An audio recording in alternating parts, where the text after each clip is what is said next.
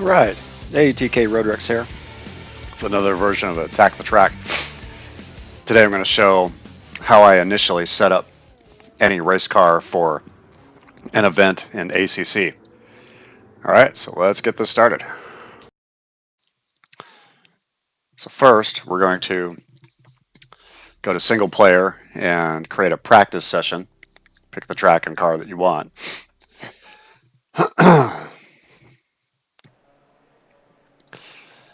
And then we're going to go to setup.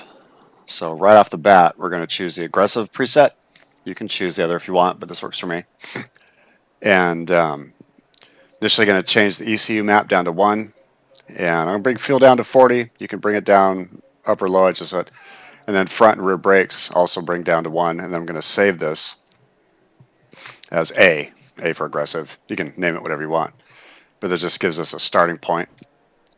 And then we're going to get on the track and do a few laps. Kind of easy laps because the tire pressure is low by default, and we just need to get these tires warmed up a little bit and help us determine an initial setting for the PSI for each tire. So here we go.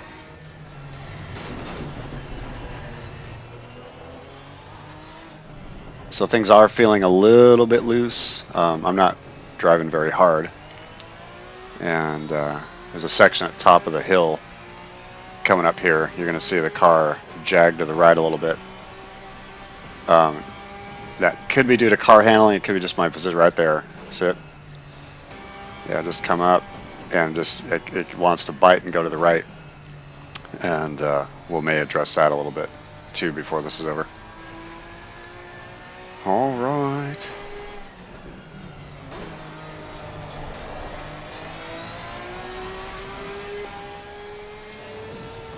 Alright, so we're finishing up our third lap here. And I've got a 1:44.385. So next what I'm going to do is we're going to exit. We're going to go back to the garage and we're going to save this with that time in the name and the fuel quantity I started with and the temperature of the track. So put in here 1:44.385, 40 liters at 28C. Then I'm going to duplicate this because we're going to play around with the duplicate. If we need to go back, we can go back to it. So our PSI hot is 25.6 and our initial PSI is 24.2, and we need to get the PSI up to between 26 and 27.2. So I want to get mine about 26.8. So I bump that up a few clicks as a starting measure. I do the same here. And again for the right front. Right rear, left front. I'll just get all that knocked out here real quick. Aero. Tend to like these, have a little bump or two in the front just because, and the initial startup on these tend to be a little too high in the rear. So I just bumped that down to 62 just as a trial. I did bring my rear ring up a notch and this front brake duct down a notch. So the rear ring up will give me a little more downforce in the back. The brake duct down will reduce some of my oversteer, or at least it should. So here we go back on the track. And again, the main thing to get out of this is tire pressure. The other stuff is just things that I did after driving these few laps. And again, I'm just going to cruise at least the first lap because the tires are still cool. And then we'll get on it here. So here we are. 3 laps later. Or another lap later, I should say. And this feels a lot better. Yeah, definitely going through the turns smoother. My time's not showing it. I'm a little behind the time. You can see in the upper left, it's in the red. I'm also unfamiliar with this track and running a fever, so you get what you get sometimes. This feels much better coming up that hill already. Let's see what we can do for our times.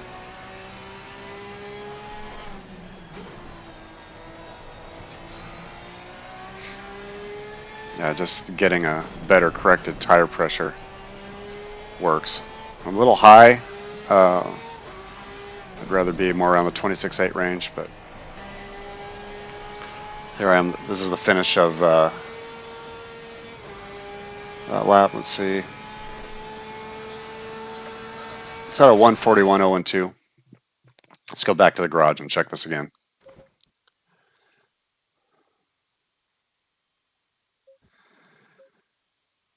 So again, I'm going to save it with the new time, and going to change the air adjustment just a little bit, just to get this more in the 26.8 range. It's just a range that works for me. I'll do the same for the right, and right rear, left rear. Next, we're going to look at the outer, middle, inner readings, the OMI of each tire. I notice on the right rear, we're about 20 points off, and we want that to be more between 10 and 15. So I'm going to adjust the camber down so that the inner wear will lessen and the outer wear will increase. How? I don't know that there's a formula. I'm sure there's one out there. And we will, again, use this as test 2. And let's get back out on the track.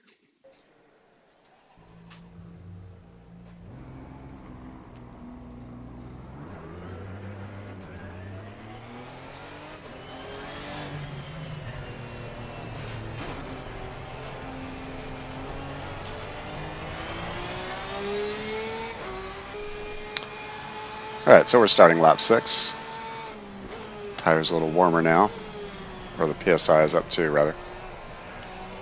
And let's see how we do.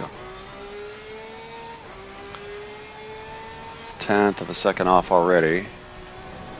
I mean, a lot of your track times are just going to go down because you drive it often. I have very little time on this track. I don't know that I've put 15 laps total, including this one. And it still feels good. It still felt good coming over the hill. Even though I had that little bit of a jog, it didn't feel like the rear end was dipping down so hard.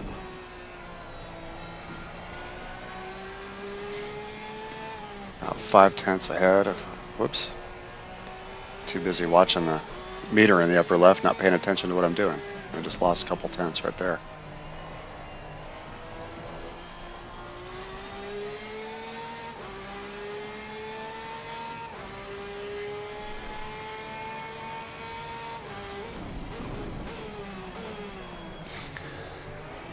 While we're on this, as far as the OMI, the camber settings that most of the YouTubers use is the extreme to both. They'll set maximum camber on front and rear and call it good. So there's your winning strategy. I kind of like playing with this. It's just fun to me. And it works for me, I guess I should say. So if you don't want to mess with your camber and the outer, middle, inner readings, don't. Just max the camber out. Have a good time. All right, let's try this again.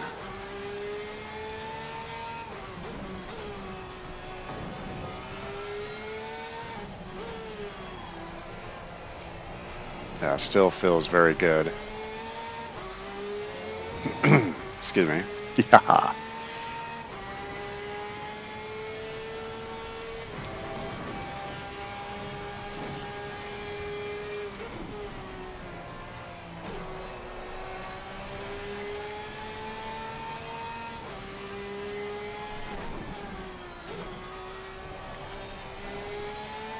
I'm still losing a little bit of time right there.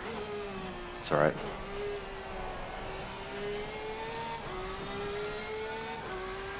I don't think it's the car's fault. Or I should say, definitely not the car's fault.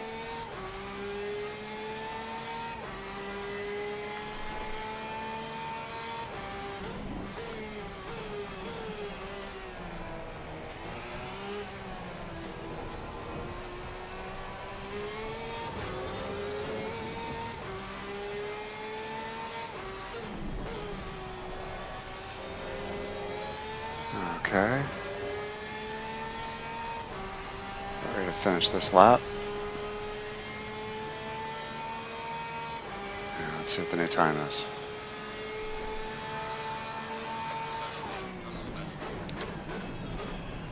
140.4.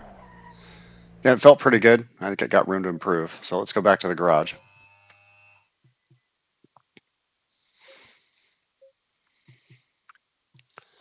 Change the name so I know that this setup has brought me that time, 144.72. Oops. Now let's duplicate that just so now I have a new setting to play with. Okay, I am going to adjust the PSI down just a notch here. I'm going to bring the camber in a little bit, again, just to bring those OMI readings a little closer together. Again, the YouTubers just leave them maxed out. I'm just having fun playing with the car.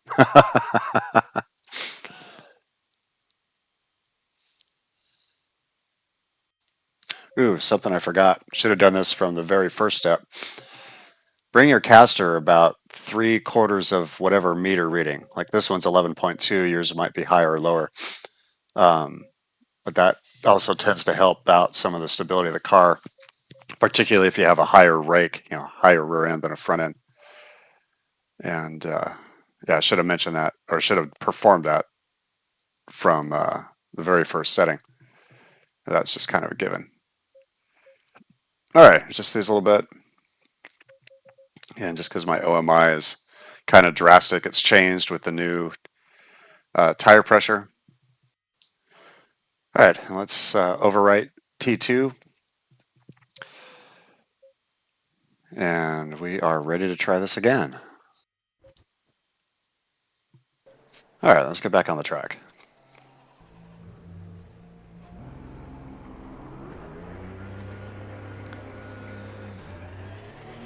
Again, tire pressure is still a little cooler, so don't go all out on that first lap.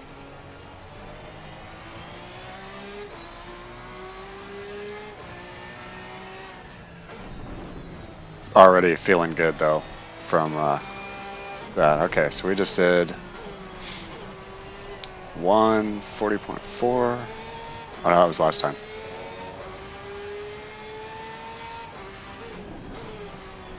Currently almost 3/10 ahead of ourselves, or myself, since I'm the only one involved. Yeah, lost a little time there.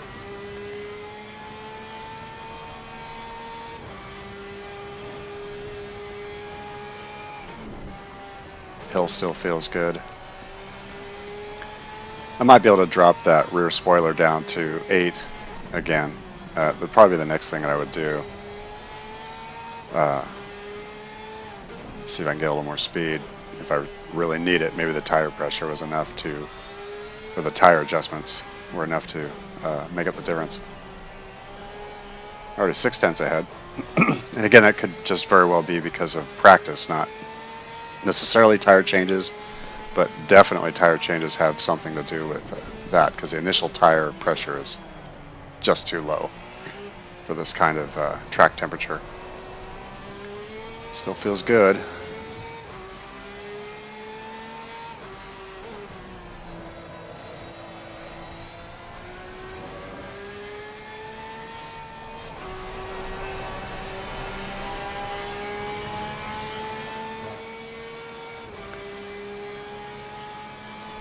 All right, we just did a 140.167.